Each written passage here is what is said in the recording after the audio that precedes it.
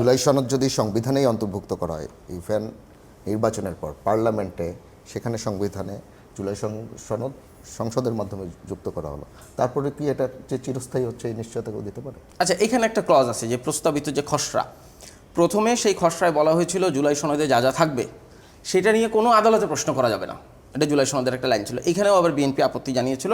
পরে যে খসড়াটি করা হয়েছে সেইখানে বলা হয়েছে জুলাই সনদে যেসব রাজনৈতিক দল স্বাক্ষর করবে তারা এটা নিয়ে আদালতে প্রশ্ন করতে পারবেন না। মানে একজন সাধারণ নাগরিক হিসেবে আপনি হয়তো আদালতে গিয়ে প্রশ্ন করতে পারবো, কিন্তু জুলাই সনদে যেসব রাজনৈতিক দল সই করবে সে তো কেউ না কেউ তো সংসদে যাবে, তারা এটা নিয়ে আদালতে প্রশ্ন করতে পারবে না। কিন্তু আদালতে প্রশ্ন করা আর সংসদে প্রশ্ন তোলার মধ্যে কিন্তু পার্থক্য আছে। ফলে সংসদ যখন গঠন হবে সেই সংসদের তো সার্বভৌম ক্ষমতা থাকে যে কোনো কিছু পরিবর্তন করার, যদি সেখানে সংখ্যাগরিষ্ঠতা পায়।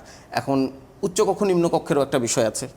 উচ্চকক্ষ এখন গঠন হবে কি না, হইলে কিভাবে হবে, পিআর পদ্ধতিতে নাকি প্রথাগত এই ফার্স্ট দ্য পোস্ট, তো এই বিষয়গুলো নিয়ে তো এখনও ঐক্যমত্য হয় না। ফলে মূল বিষয়গুলোতেই এখনও বিরোধটা একদম দৃশ্যমান।